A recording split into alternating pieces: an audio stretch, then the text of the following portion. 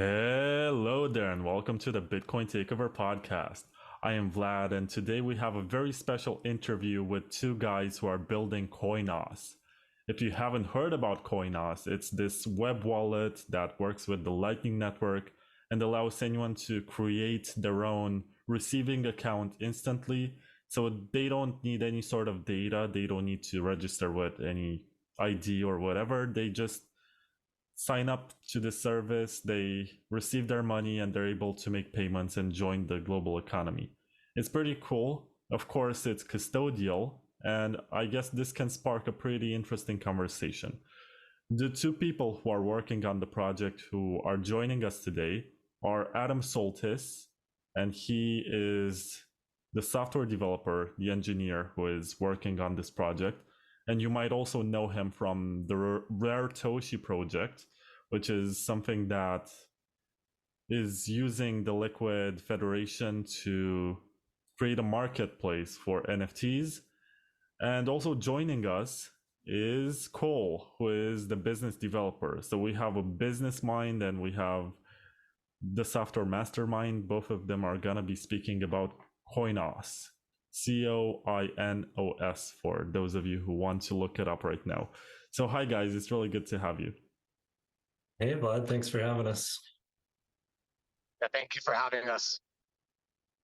So let's start from the beginning. How do you describe Coinos? Because I did a brief introduction, but how do you see it? What is your vision of this project?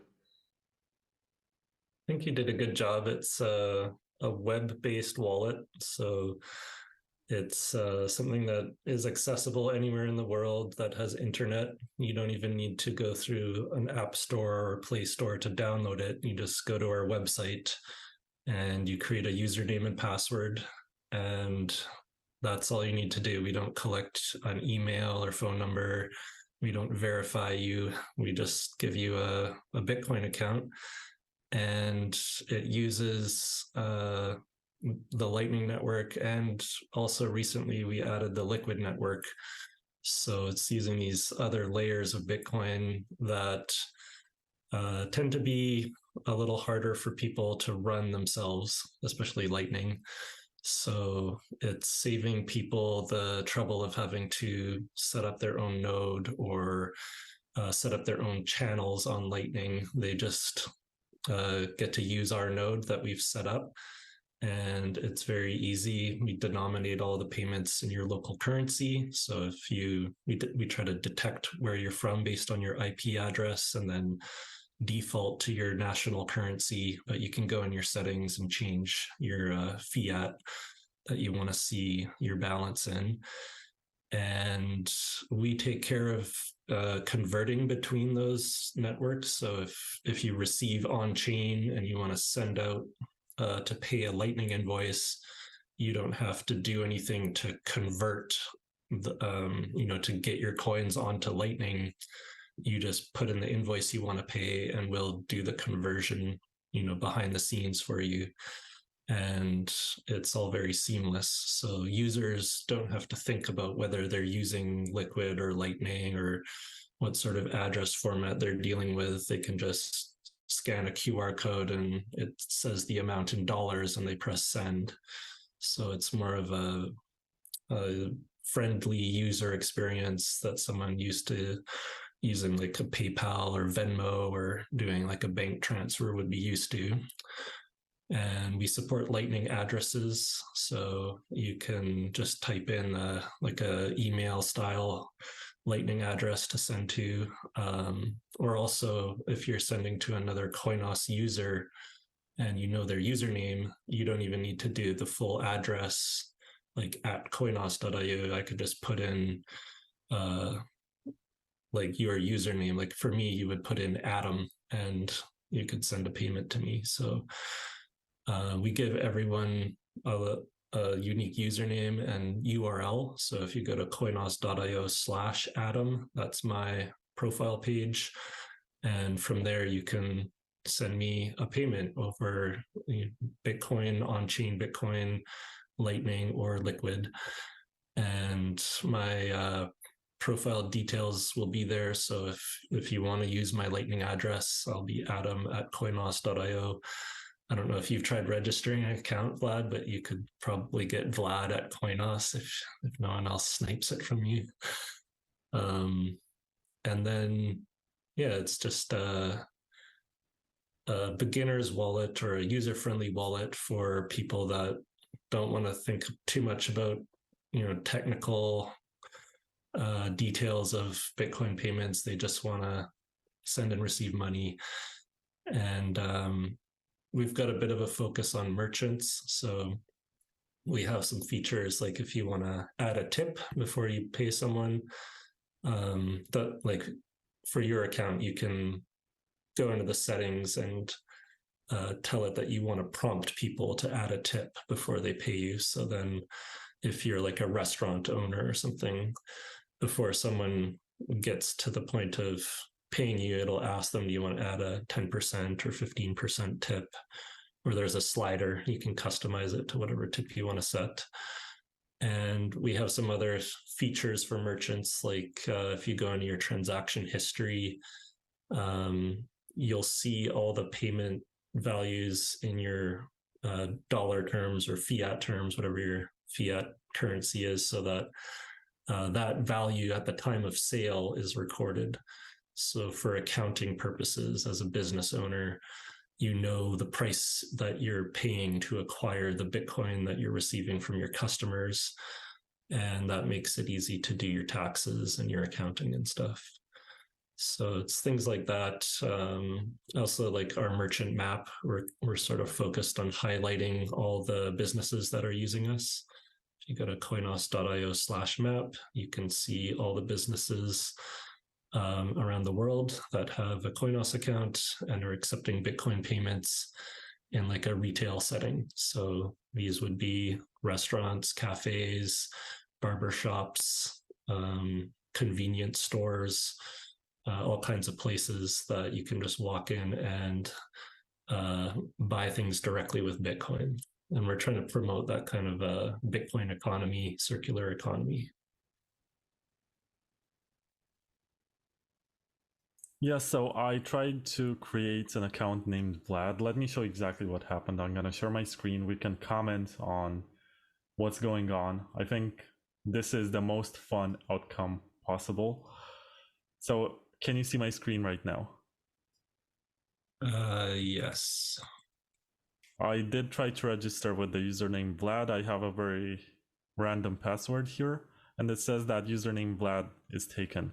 But okay. I did discover that you have this cool feature. You press this dice right here, and you get a random username, which should be available, like Jungle Fowl 31. Jungle Fowl.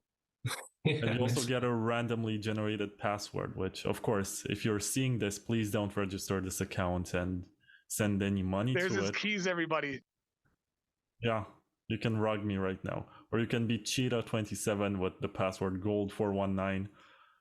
If you use this account, at least change the password.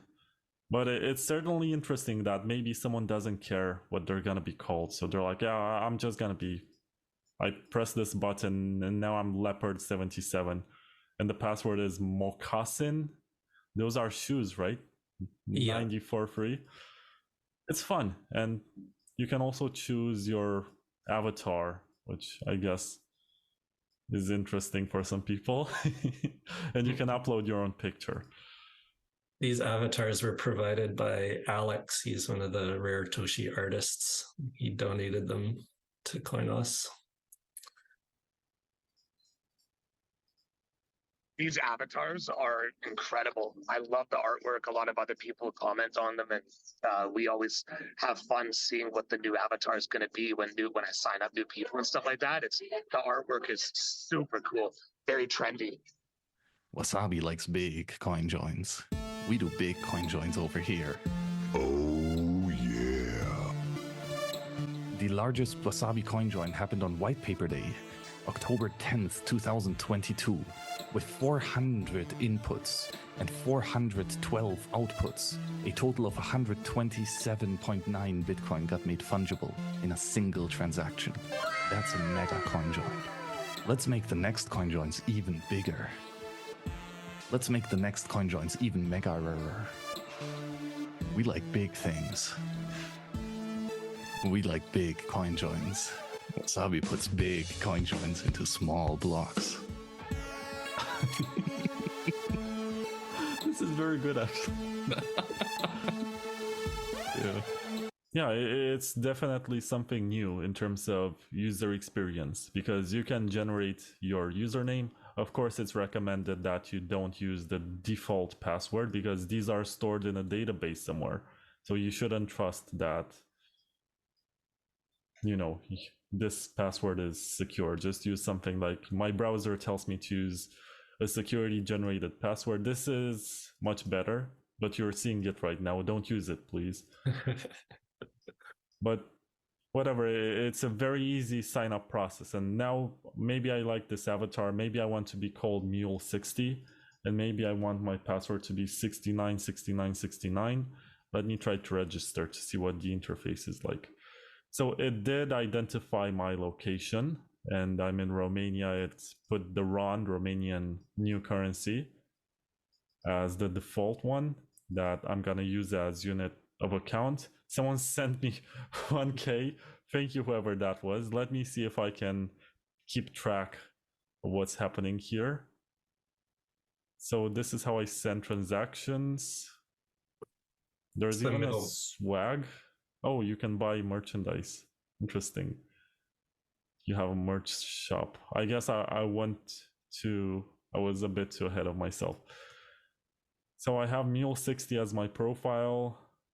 There's a lightning address. There's a Nostr pubkey that gets generated, which is interesting. So I can log into Nostr with this public key and my password. Someone else sent you some sets. Yeah, so the Nostr pubkey, we just generate a random one for every new account. Pretty soon we're going to let you import your existing Nostr pubkey or link it to your browser extension wallet like Alby or something where you might have your Nostr keys, and you'll be able to, you know, use whatever Nostr account you already have from other clients. That's coming soon, but for now, yeah, this is just a random one. So if someone wanted to follow this account or send a message to this account, it'll use Nostr to do that.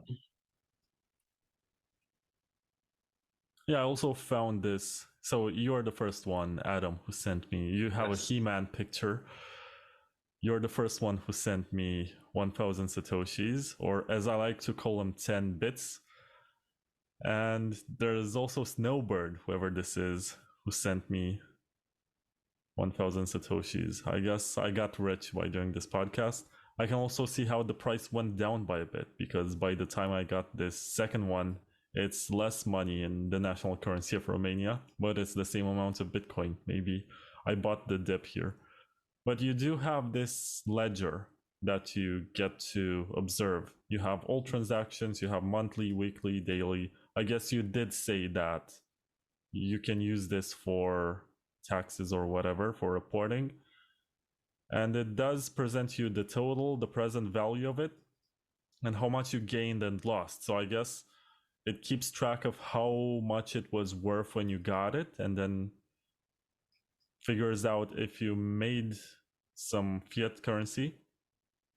Yes, yeah, exactly. I think that those totals are a little buggy. It's where you can download the Excel spreadsheet for your accountant/bookkeeper, and then that gives you the breakdown exactly how a traditional bookkeeper or accountant would want to see it. Taxes.csv. I just saved the file. Even though I think it's such a small amount, I don't have to report this. I don't know. I gotta ask my accountant. So this is for the history of transactions. This is the home screen. This is what it looks like. But I do like that you have everything so quickly. You get this profile page, obviously, on Coinos. You get a lightning address and you get a Nostr public key, and it's instant. But what is the threat model here? And also, what's your business model? These are two very important questions when you assess how a project works.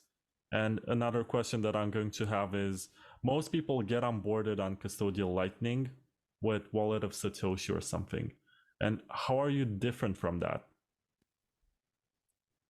We're very similar to Wallet of Satoshi in that sense. We're more web-based rather than a mobile app, like I mentioned. So that's a little bit different, although you can install Coinos as a progressive web app. So if you go in your browser menu, there should be some way to add it to your home screen, and you can get an icon to launch it in full screen mode.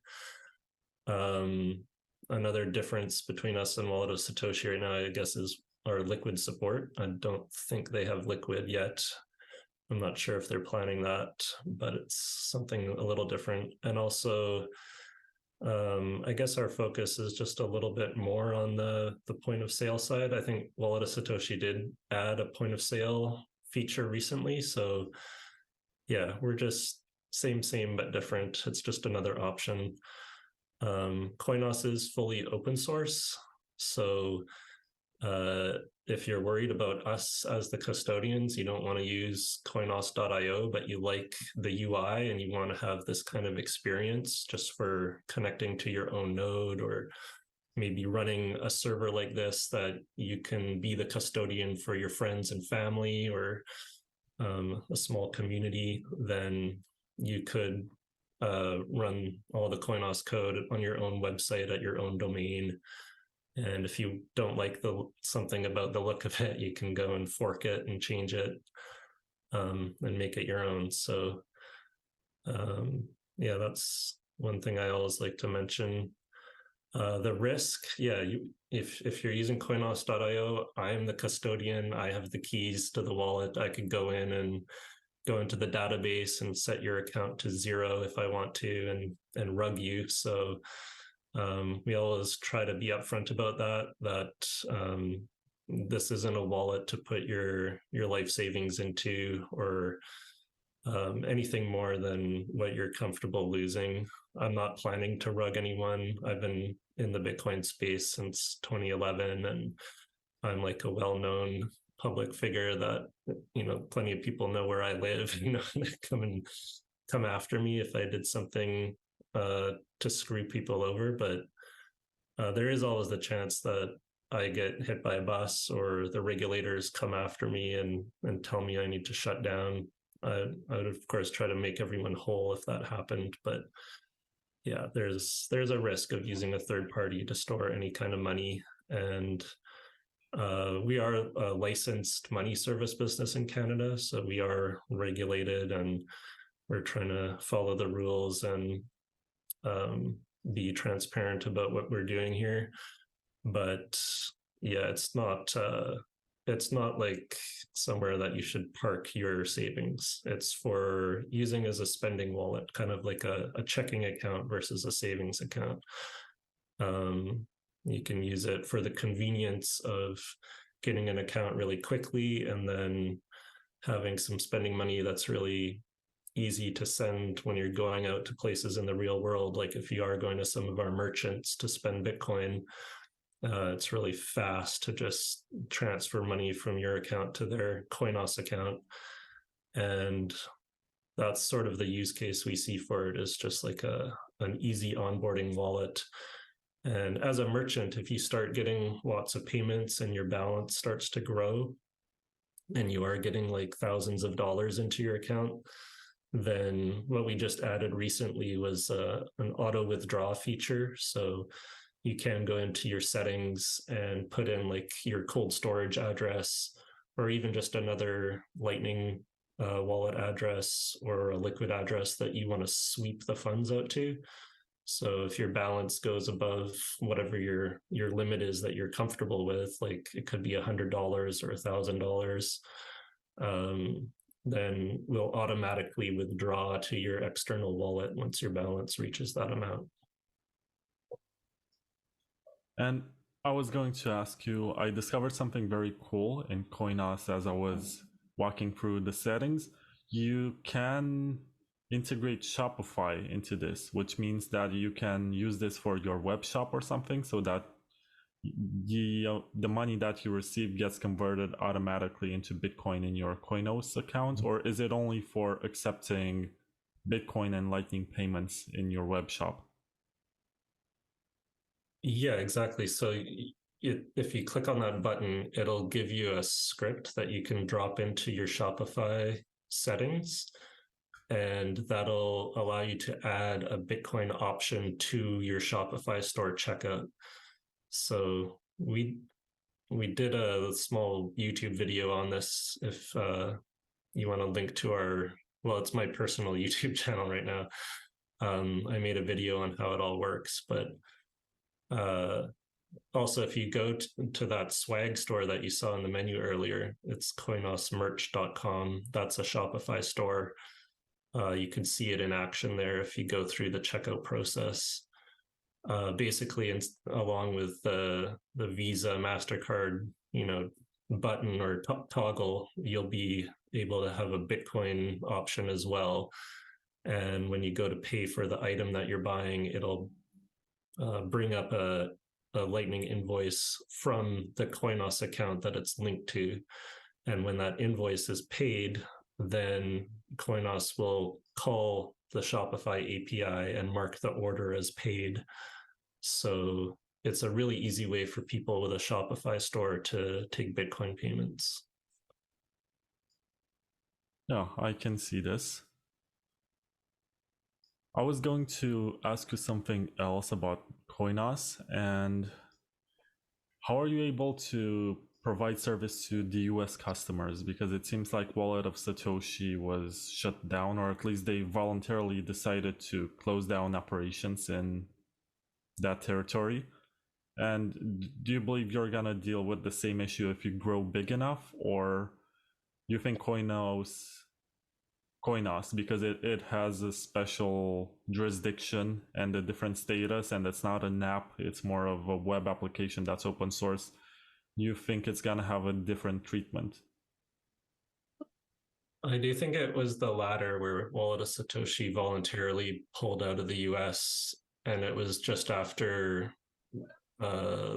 Binance had been under scrutiny by US regulators, I think. So I think they were just getting out before they got in trouble rather than waiting to see if they'd get in trouble.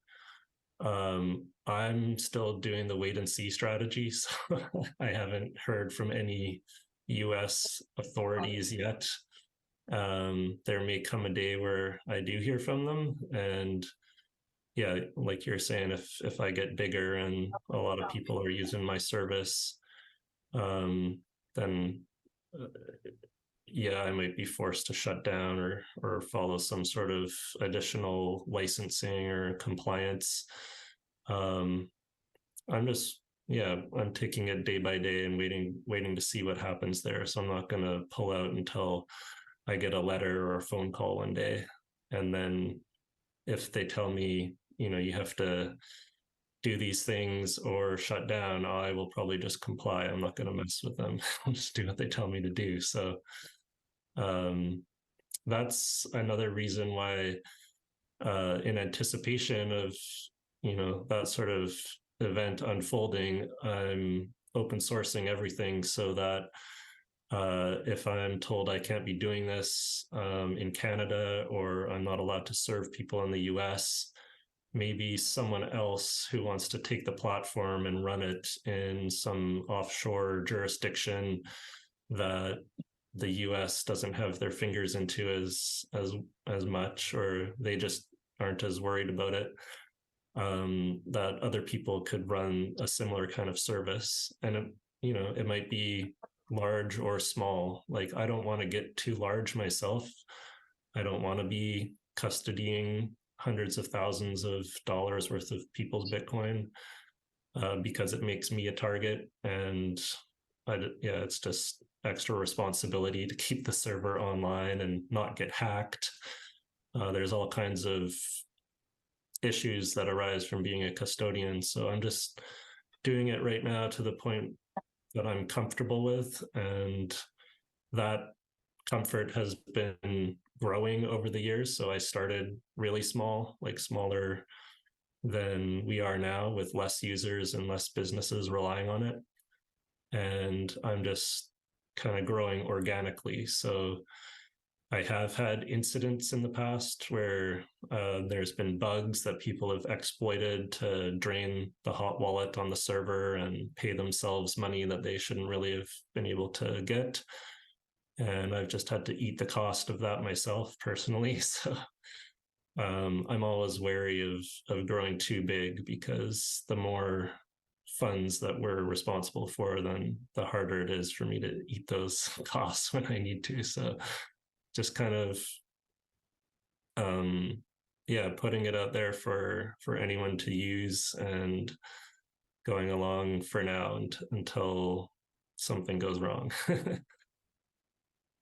So who is this for, really? Is it for newbies who are going to get their first taste of the Lightning Network? Is it for merchants that want to accept Bitcoin payments? Is it for people who want to do swaps? Because you have all of these tiny use cases, but who is the core user that you have in mind when you design? It's for everyone. Yeah, it's for newbies for sure, but I want to have features in there for more advanced users and people who want to swap in between the layer 2s of Bitcoin. Really, I just want to make Bitcoin spread more, like Bitcoin adoption. I want to see more people using it on a daily basis and making it easy for people. So yeah, I don't have like a specific target market. It's just for everyone.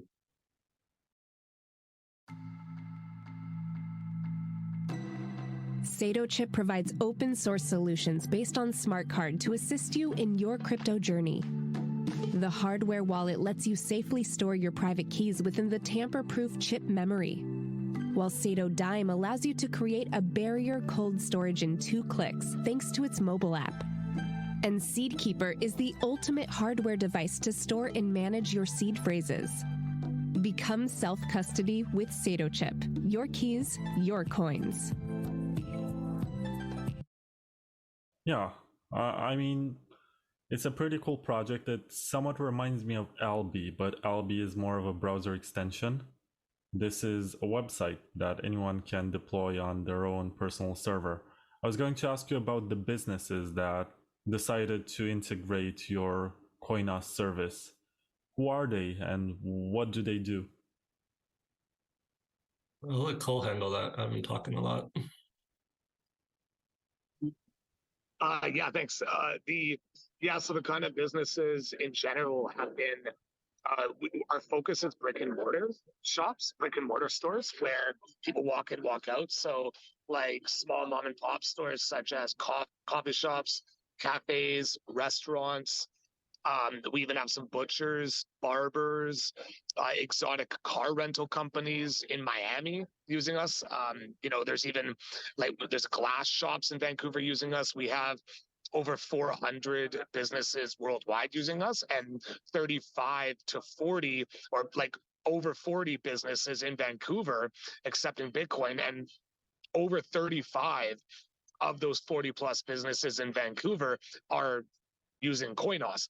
And one of the things that separates us from other Bitcoin Lightning wallets is that we have the lowest fees.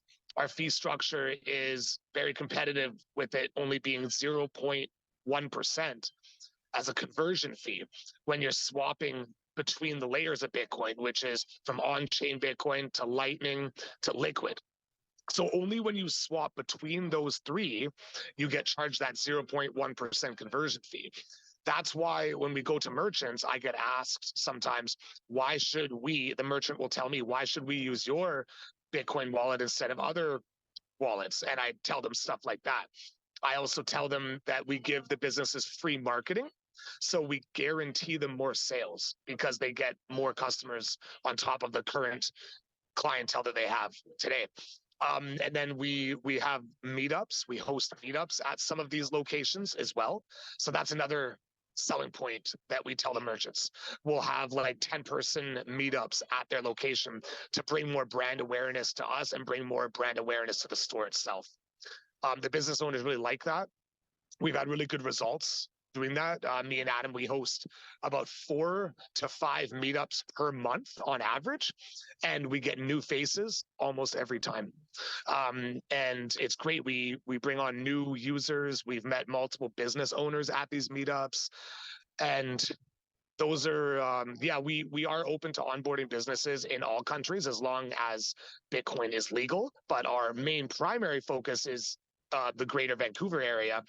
Absolutely, though, any person, any business owner in any country in the world, they can reach out to us on all of our social media pages if they want our help setting up. We don't charge any setup fees, no maintenance fees, and no credit card fees is the biggest thing, because merchants in BC and Canada are paying usually over 2% is what Visa is charging them, Visa or MasterCard. And then Clover, which is a popular POS terminal, will charge you another 1% on top of Visa.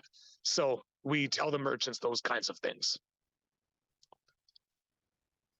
It almost seems like there are two forces within this company. One that builds and is hoping that it's not gonna get that big that it's gonna end up getting shut down, and one that works against that expectation that it's not gonna get too big, that brings big customers that have a lot of liquidity and they move a lot of money every day. And it's definitely gonna be interesting. But right now, before I ask you what your revenue model is and how you make your money, because you did mention a very small fee, but I don't think that's enough to pay for your salaries and stuff like that. I'm going to perform a withdrawal from the Coinos web wallet, because as we say in Bitcoin, it's never real until you withdraw this to your personal non-custodial wallet. And I have this interface right here. So I'm in the home screen. I did generate an invoice from my Phoenix wallet, which is, I mean, it's not like my own node, but it's non-custodial nonetheless. And I'm gonna show that this is real by copying the invoice and pasting it here. Copy selected text. Let's see, I go to send and I paste the invoice right here. And I hit next. There is a it's 2 Satoshis, the platform fee. And I'm sending 1,500 or 15 bits. Max routing fee, I should put it 500 because otherwise I'm not gonna afford to make this transaction. It says insufficient funds, 2,000 of... Make it 498. 499? 498, because the platform fee is 2. Oh, correct. You're right. I didn't do the math to include the platform fee. And now it should transact to my non-custodial wallet. If we can find a route to it. Yeah, I'm also using Tor.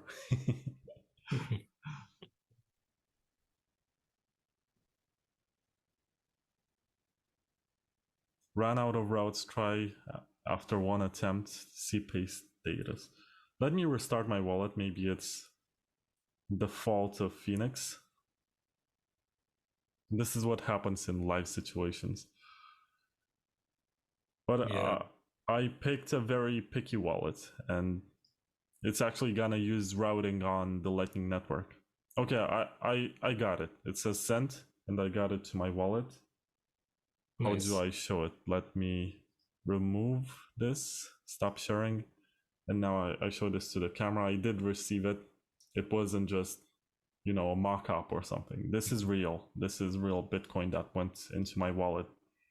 You have to verify always that this is real. Sorry, Vlad, I forgot to mention at the beginning of the interview, me and Adam, we have a rule that we're not allowed to talk about any other Lightning wallets other than Coinos during the episode. No, I'm just kidding. That's all good. I'm just making a joke. Like when you show the screenshot of your wallet, I'm totally just making a joke though. Yeah. No, it's fine because in Bitcoin we tend to be very skeptical of custodial solutions, and we have to verify with non-custodial ones to make sure that the data on the screen is correct. When you receive SPV Bitcoin, you tend to verify that with a full node, and so on and so on. We tend to do this because we're crazy about verification and being sure that the digits on the screen are correct. But yeah, I'm gonna keep that in mind. So how do you guys make money? We don't right now. It's sort of a personal project that turned into a business that is not profitable yet. There may come a time where we're able to monetize the app a little bit by charging, advertisers or sponsors to have a little space within the app, or we could add little fun bells and whistles for people to get like a custom avatar or badges or fun little things, maybe custom themes or different things within the app that people might pay a little bit for. So I might turn on some of those things at some point, but right now it's just a labor of love. I'm putting it out there for free to give back to the Bitcoin ecosystem because it's treated me well over the years. I have financial freedom to sort of quit my day job and live off Bitcoin. So I didn't want to retire and go and live on a beach. I was a web developer in my previous career, so I just wanted to keep my skills up to date and do something meaningful that I think is going to be useful for people and make the world a better place. So this is my project that I'm working on. Yeah, I have to also ask you at this point about how you set up your Lightning node, because you do have a Lightning node for Coinos, and I guess you needed to open lots of channels with well-connected nodes. How does that work? Is it hard work? Because I did try to maintain a routing channel on Raspberry Pi like 3 years ago, and it didn't turn out as expected. Yeah, I just got off a call yesterday with Alex Bosworth and Lucas Ferreira from Lightning Labs. They're super helpful. They reach out and check in and see how my Lightning node is going and give me tips and advice on things. So I'm running 3 Lightning nodes. I have 2 core Lightning nodes, or CLN, and 1 LND node. And I do have to manage the channels a bit. I opened a bunch of channels to some big nodes like Wallet of Satoshi and Async, which is the one that Phoenix would use, and Bitfinex and Kraken, and a bunch of other big Lightning nodes. And then a few random smaller ones, just as people ask for liquidity or have come to me and said, hey, can we have a channel? I've done a few of those. And people have opened channels to us. So that's always nice that we get some inbound liquidity from that. I did just start looking at this thing called PeerSwap, which is a Blockstream project that allows you to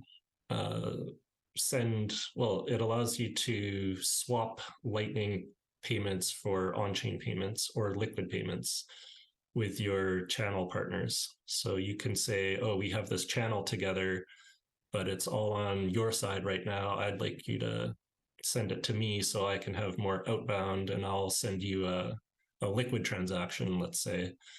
And it'll do it in a way where it's using submarine swaps so that neither one of us is holding the bag while we make this transfer, right? So it's not like I send the Lightning first, or I send the liquid first, and then you send the Lightning, and I'm trusting you in the meantime. It's done atomically so that neither one of us can take the money and not hold up our end of the bargain.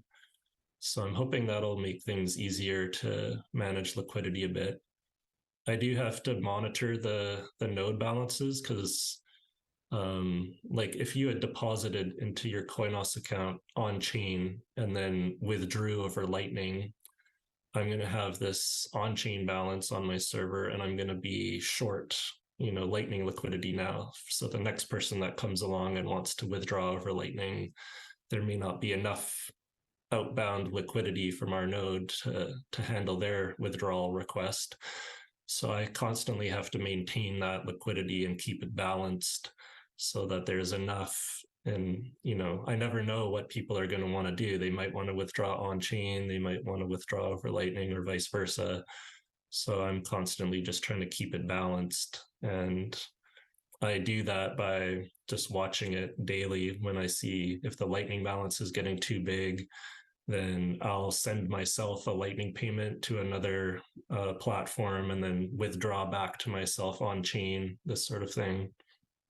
So it is a bit of upkeep, but it's hopefully going to get a little bit easier and more automated. I know the Lightning Labs guys, or lots of people are working on solutions to have heuristics and be able to look at your channels and adjust your fees to sort of discourage people from using up your liquidity, and then rebalance and splice and all these fancy Lightning things. So it should just get easier over time to maintain these things. But yeah, it is a bit of a hassle right now. Yeah, I'm looking at your node now, and before I show it on the screen, I just want to crack a bad joke that you're friends with the guys from Blockstream, but it seems like you're working with the LND people for setting up your node. How did the Blockstream people let you do this? They'll tell you, no, just run core Lightning. It's so much better. And I think they do have some sort of automation for managing your channels and opening with well-connected nodes, I think. Yeah, they do. There's some automated plugins for core Lightning as well. I haven't really experimented with them yet. I'm a little nervous to hand over my channel management to a plugin or a script still at this point. But it's on my to-do list to experiment with these things. And as for like Blockstream versus Lightning Labs, I know there's always a bit of competition and contention between them, but I'm just a neutral pleb. I'm running both of them, and I'm just sort of watching the landscape and trying to stay on top of developments on both of them to see which one emerges as the more efficient or easier to run node. And they both have their pros and cons right now. So I think mostly they collaborate and are both trying to push the network forward and make it better for everyone. So I have a lot of respect for both those teams, and just trying to be neutral on it. Hashtag adopt Bolt 12. Anyway, I did find your node, and it's right here. You can see the public key. Nobody listening or watching this show can complain that there was no verification and it was just pure shilling, and it could have been just a web interface that doesn't lead to anywhere, doesn't have any Bitcoin that backs it. There is a 0.88 Bitcoin capacity, which right now amounts to $38,000, 39 channels, 37 nodes that are connected with this one. There is even a public IP address. You're not using Tor as far as I can tell. It's ClearNet, probably for speed reasons. And we can see all the channels here. It's using a VPS as a kind of proxy. So I have a VPS that I just use to proxy all the traffic to where my actual server is, so that it doesn't reveal my server's actual IP address. Hey, it's still pretty cool. You have so many channels. If you want to open a channel, this is there was a QR code here. This is our LND node, actually. So our biggest node is it's just ln.coinos.io. Oh, interesting. Let me look that up. Oh, this one. Yeah. Oh, you have 8.9 Bitcoin in capacity. That's remarkable. So this is the core Lightning one? Yes. Okay, remarkable. And yeah, I You're encourage pretty well anyone who's running their own Lightning node to check out this PeerSwap tool. I'd heard about it a while ago, and it had been something I wanted to play with, and I finally got around to it just the other day. And it's really cool. You can just add it as a plugin for Core Lightning, or it works with LND as well. And it's a good way of just swapping your channel balances with your partners, your channel partners, if they're also up for it, if they're running the software too, then. And there's communities behind it, like there's a Telegram group and a Discord channel, so you can reach out and meet other PeerSwap node operators and coordinate with each other. Hopefully someone will build an actual like marketplace tool or something to help automate it and do the swap ads and stuff on a website or something where you don't have to message people on Telegram manually, but I could see that coming around in the future. CryptoSteel offers a durable, physical backup for cryptocurrency key and recovery words. These user-friendly cold storage devices withstand harsh conditions, including fires, floods, and earthquakes. Made from the finest European stainless steel, they are built to last. Accessible to all and requiring no computer skills, the original CryptoSteel cassette and capsule have been innovating Bitcoin security since 2013. They provide a reliable and robust backup, essential for the safety and longevity of your digital investments. Ideal for protecting your digital wealth. CryptoSteel isn't just a one-trick pony. Of course, it works with your Beep39 seed phrase, but you can also use it for important passwords, Bitcoin core passphrases, Nostr private keys, and much more. Buy your CryptoSteel metal backup today from cryptosteel.com and use promo code BTCTKVR to get a 10% discount. CryptoSteel, secure your Bitcoin like an OG. Yeah, it's a pretty cool service, I gotta admit. You're very well connected with other Lightning nodes. You have a lot of capacity, so you can handle pretty large transactions. I think I heard Cole mention something about motorcycles or something. If someone buys a Harley Davidson, I think you have enough capacity to handle that type of purchase, which is useful.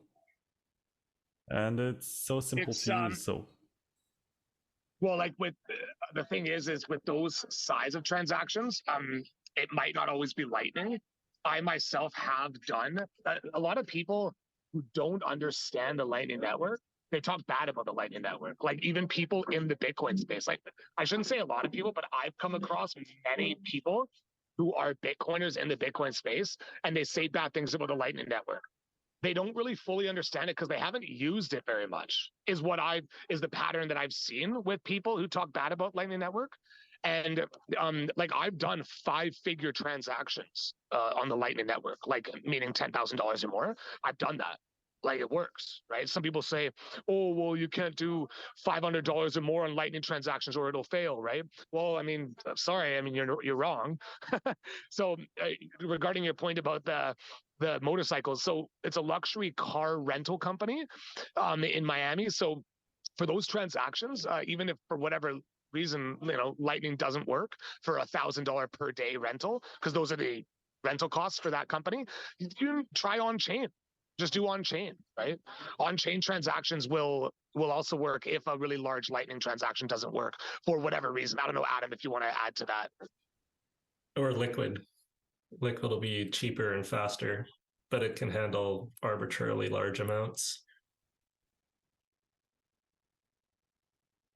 Yeah, how do you see the Liquid Federation? Because it seems to have these waves of adoption. And at one point, because of, or thanks to Raretoshi, which was a platform that you built, it started to grow organically and have a community.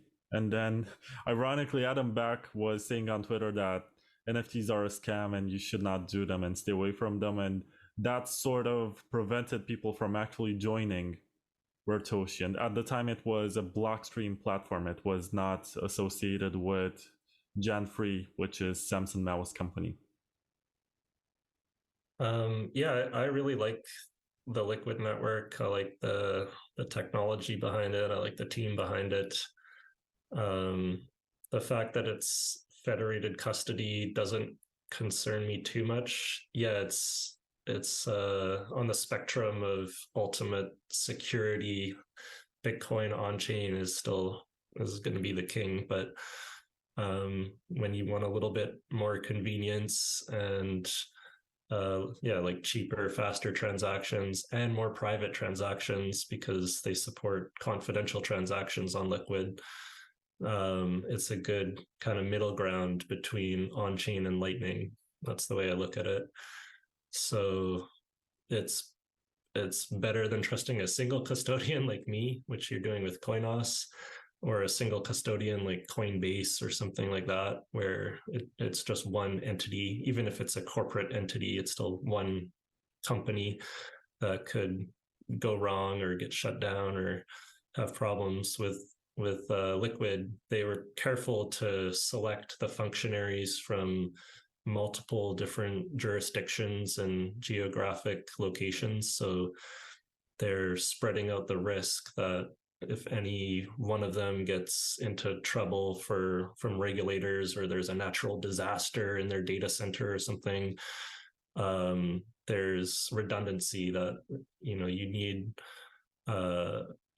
5 of them, I think, to go offline all at once to cause problems. And even then there's like another emergency backup that Blockstream can step in and rescue the funds if the network were to halt like that. But yeah, as long as 11 or more of them are online and signing blocks and processing transactions, running the network, then it should be okay. And I have a lot of trust that, Blockstream did it right and were careful about selecting these functionaries and setting them up with these hardware signing modules and stuff to do it in a way that's very secure and reliable. So I always encourage people to look more into Liquid, because I think it's kind of an underrated thing that had a lot of FUD and naysayers saying that it's custodial and it's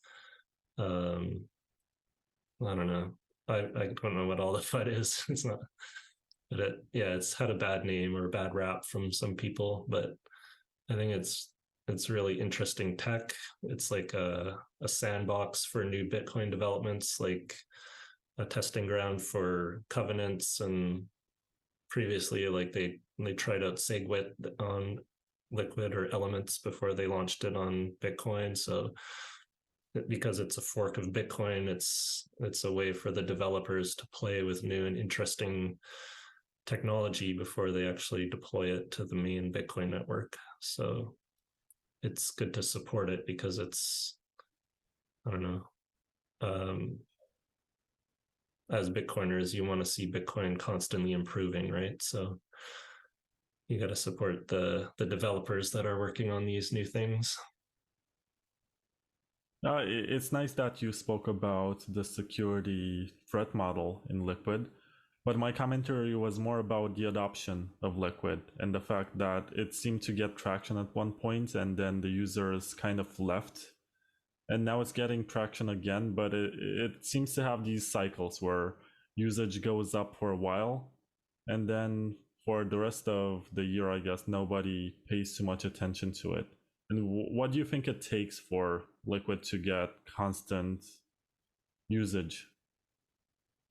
I think a bull market will help, because when the fees go up, then people are going to be looking to keep their costs low, and they'll start to explore these other layers. And Lightning is kind of complicated, like we discussed a little bit here. It's not super easy to manage your channels and run your own node.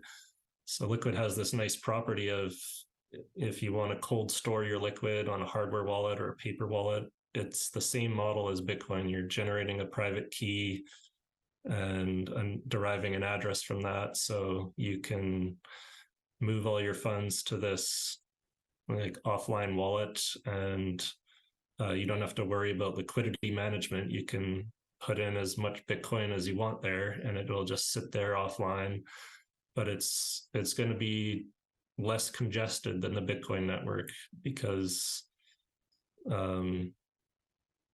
it's a second layer, so it's always going to be cheaper. The fees are going to be lower, and if the fees on Liquid started to actually like go higher and Liquid started getting full blocks in some sort of scenario where it's really getting a lot of usage, then of course you could have Liquid 2 or Liquid 3. Like there's no limit to how many sidechain networks you could run. You could even have different functionaries or other custodians running the network. So you could have multiple kind of Liquid clones all running, and people would just use the one that they trust and that is the cheapest, or whatever balance between those two factors they're comfortable with. Coming back to Coinos, I wanted to ask you how the swapping mechanism works, because you can deposit or withdraw. Let's say you receive Bitcoin over the Lightning Network and you want to withdraw to the Liquid sidechain. You have this option to do it, but how does it work in the background? Do you actually have liquidity in Liquid that backs this swap, or do you use a third-party service like Sideshift or whatever? Yeah, we have our own liquidity. So I'm running a Liquid node and I keep some liquidity in there to handle the withdrawals. So I mentioned sort of talking about monitoring the balance between on-chain and Lightning. Well, it's actually 3 different balances I'm monitoring to keep all of them sort of in balance.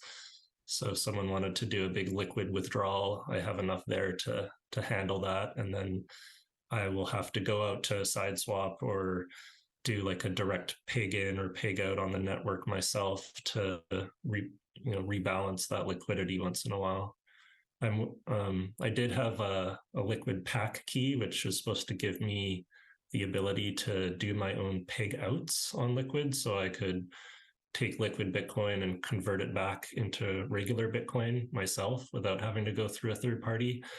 But I lost the key for that. I'll sheepishly admit to that, and I'm waiting for them to roll out like an update to the functionaries with my new key, so I'll be able to do that again. So right now, I have to go through like a third party to trade Liquid into regular Bitcoin. And yeah, there's SideSwap or Boltz offers that as well.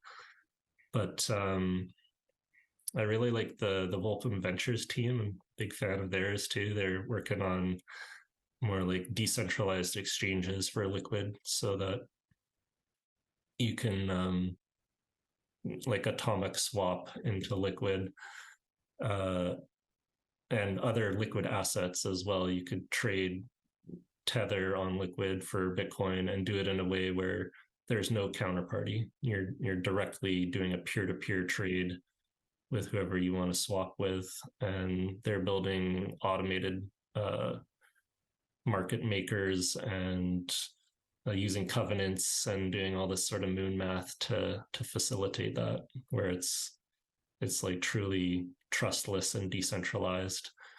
So yeah, they're working on interesting stuff there, but just need more better UX and more awareness and volume and liquidity to make it more interesting.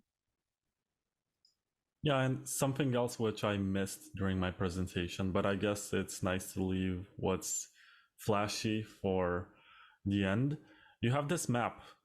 So here in the menu, you go to map and you see all of these places which accept payments. I guess they accept Lightning in general. It's not exclusive to Coinos, but you can use your Coinos wallet in one of these locations. And these are all across the Vancouver area of Canada. You seem to also have something in, where is this? Kelowna. Kelowna. That's a town in British Columbia. Okay, you also have places in Minnesota, and close to Detroit. I don't know what those are. I haven't clicked on them myself yet. Yeah, it's a lot of fun. I guess this is a collection. Oh, you even have the username of this is an optometrist, and Yep. they sign up to Coinos and they have this username. Yeah, he's actually getting volume too. Like he's actually having sales with people paying for their eye appointments, and he's posting videos about it on X and other socials. I see also have some businesses in Tampa. The Selfie Museum. Wow. The Embassy Flex. That's the luxury car rentals. And there's a third one here. Simona Flowers Design. I just gave them free advertisement on my podcast. And you also have in Guatemala. No, it's El Salvador. Interesting. Some Bitcoin clothing shops. You have Blanca store. I actually bought a shirt from the clothing shop there when I was in El Salvador, and it's really, really cool clothing. I recommend everyone check it out. There seems to be also a network effect on the East Coast here in South America. Is this Paraguay? No, it's Brazil. Sorry. So you have on the East Coast of Brazil some shops. I'm surprised that there's nothing in Argentina going on, because honestly, it's a huge country with a lot of Bitcoin adoption. Interesting. So all around America, north and south, you have these merchants. Nothing so far in Asia or Africa or Europe or Australia. But it is interesting because you started out in Canada and you branched out. You started getting more merchants to accept payments. I see that you have a couple of places in Mexico. Dulceria Mauri Sabel. Cool. Yeah, I haven't even looked at all these. It's definitely an interesting way to look at your product, you know, because some of these are users who have their Coinos IDs listed. And you can see, oh, this is this guy, Sea Salt Restaurante. Actually, all of the pins on this map are because they've tagged themselves as using Coinos on OpenStreetMap. So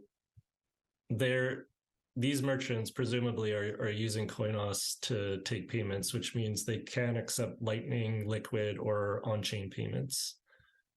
But if you want to look at a bigger map, if you go to btcmap.org, that'll have all Bitcoin merchants, no matter what wallet they're using.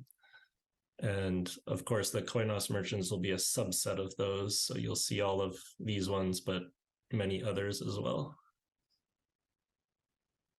It's a fun hobby just to click on businesses. See, oh, what is this? A restaurant and bar. If you're ever in Vancouver, you can look for Poseidon Restaurant and Bar, and they're gonna accept Bitcoin payments, and they're also on Coinos.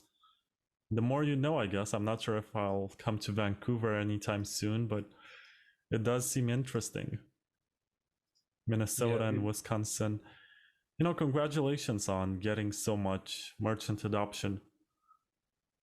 Thanks. Yeah, it's in large part due to the Bitcoin community in Vancouver here. We've got like a lot of Bitcoiners who are willing to go out and spend their sats and want to see an actual economy develop and not just hodl and save it and hoard it.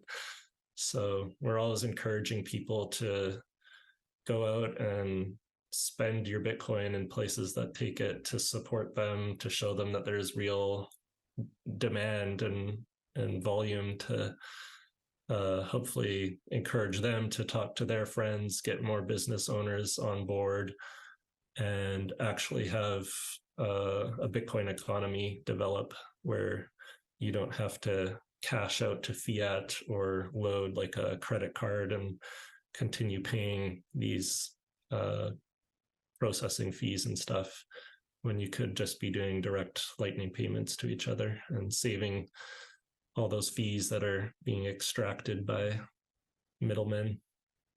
Hello, Bitcoin Takeover listeners. This is Victor from IVPN.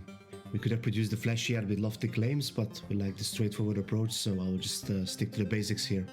How are we different from other VPN providers? IVPN is run by Bitcoiners.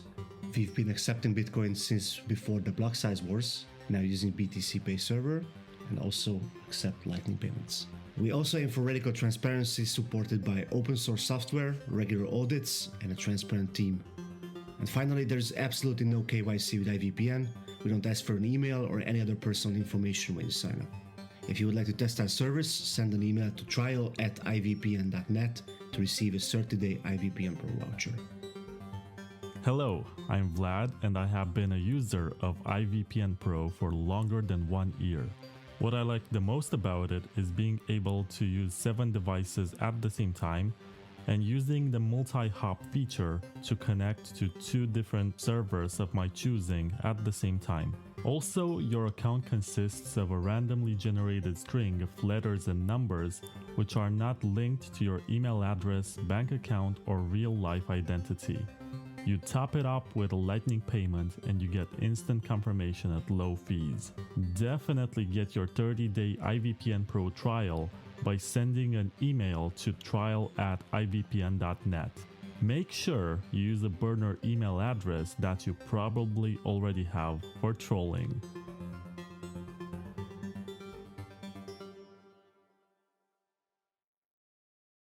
It's definitely interesting that you're trying to turn Bitcoin into a currency for payments. And most people see it as a pet rock, basically. They buy it, they put it in cold storage, and they even brag about not ever spending it on anything. And they think that long term is gonna make them rich. But there is no way anything can make you rich unless there is real demand for it. And for it to have demand, you need to build a market. And by building markets, you're actually making everyone else who's not participating in the economy rich. And I was going to ask you, how do you reconcile the thought that you're building something which gets discouraged many times and people will call you crazy for attempting to make Bitcoin a currency, when people like Michael Saylor say, no, just buy it and never touch it, just hold it? Yeah, I think you kind of nailed it. Like, the more, if you want to see Bitcoin grow and get into the hands of more people and become adopted, then we have to show people that it's not just a speculative investment, that it's actually has some utility. And savings, having an inflation-proof savings vehicle is, probably the number one utility, but payments is a huge utility too. It's like, and it is better than the status quo there. Like, merchants, like Cole was mentioning, they're all paying 2%, 3% to take these credit card payments. They could be saving quite a bit by taking Bitcoin. And once a merchant acquires some Bitcoin and they get a feel for how it works, they get to see number go up, and they have a balance in Bitcoin that they're now wondering, well, what do I do with this? They might then go and spend it at other merchants, or they might start to pay their staff with Bitcoin. They might start to ask some of their suppliers if they can pay them with Bitcoin. And this is how we are going to get to a Bitcoin standard or a Bitcoin economy, where it's not just a niche thing that libertarians use and sit on. It's, the global money of the world. And that's going to grow the whole market, right? There's going to be more people investing in it, holding it, and that's going to drive the price up, which is going to allow more people like me to quit their day jobs and start working on better things. It's a virtuous cycle. If we get out there and spend our Bitcoin and spread Bitcoin to as many people as possible, then the world's going to become more efficient and become a better place sooner rather than later. I guess by now the people watching and listening, they made their opinion of what Coinos is and whether or not it's useful to them. But let's say that you get another chance to persuade them, maybe that they're not interested based on the presentation so far. What would you tell them to convince them to sign up to the service and try it out? I don't know. Yeah, I think we covered the basics. It's super easy, and I'm not that interested in like convincing people to use Coinos specifically. I more want to see Bitcoin in general adopted. So if it doesn't sit well with you and you like a different wallet, I don't care. I just want to see more Bitcoin in general. But I do think that Coinos is one of the easiest and simplest wallets, and we're trying to have like the best user experience for merchants specifically. So we didn't even mention this yet, but I've been pushing out these Coinos printers. So this is like a little receipt printer that we've been giving to a lot of the merchants that are taking payments in store. And I believe this is a bit of an innovation because rather than having the staff have to pull out like a phone or a tablet or some like device and generate a QR code and then have the customer come in and scan it. And it's just a little bit, it's cumbersome compared to just tapping like a credit card. So with these, you don't have to do the whole QR code thing. The customer just goes in and they go to the merchant's profile page on Coinos and they send the payment. Like the merchant has to tell them what they owe first. Then they put it in dollars and it converts it to sats and they send it. And the merchant just gets a receipt. And it's a way simpler, more friendly process for staff and people who aren't like trained on how to use a Bitcoin wallet, because they just get a little paper receipt that comes out and it tells them you got, like a $10 payment or whatever, and they just put it in the till and treat it like cash. So it's just like a better user experience for both the merchant and the customer. And it's these kinds of, little innovations that we're trying to work on to just make Bitcoin as easy as possible so that you don't have to think about too much of how it works behind the scenes. It's just, you put in the amount, you press send, and the payment goes off and you're done. Yeah, that was the most Canadian answer I've ever heard. Maybe Cole should give his pitch as well, because I'm just rambling here. Yeah, I would say that we have over 400 businesses using us worldwide with success. And then the 35 plus businesses using us in Vancouver are all getting increased sales, and they're really happy with using it so far. So that's just some more evidence that the system actually works, and the Bitcoinization amongst users and merchants in general really is being helped with our wallet. We do have the lowest fees in the world, 0.1% a conversion fee, which is optional. You do not pay that. Coinos does not charge you at all when you're doing transfers from Lightning to Lightning. So if you stay within the Lightning network, Coinos doesn't charge you anything. And then with our auto withdrawal feature, that can help you use Coinos in a semi non-custodial way. You would have your cold storage wallet. I'm a massive believer in cold storage, of course. Me and Adam both teach people about non-custodial and how important it is with cold storage. So you can have your account threshold to $100 so that when your account balance reaches $100, it auto withdraws to your cold storage wallet as the sweeping feature. And it's extremely easy. You can make an account in less than 30 seconds. And yeah, you can make an account in less than 30 seconds. No KYC, no email. We don't store your personal data. So those are some good points to consider. For people wanting to follow the Coinos project or follow you personally, what is the best way to do that? You can go to our homepage, coinos.io, and down at the bottom of the homepage, we've got a link tree that has a bunch of our socials linked to, so you can get to our other social media accounts on Twitter and Nostr and YouTube and Instagram, Facebook. We've got everything, so find us wherever you like to hang out. Probably Personally, I'm most active on Twitter and Telegram. So if you want to reach me or send me an email, I'm adam@coinos.io. Yeah, Cole, anything else you want to mention?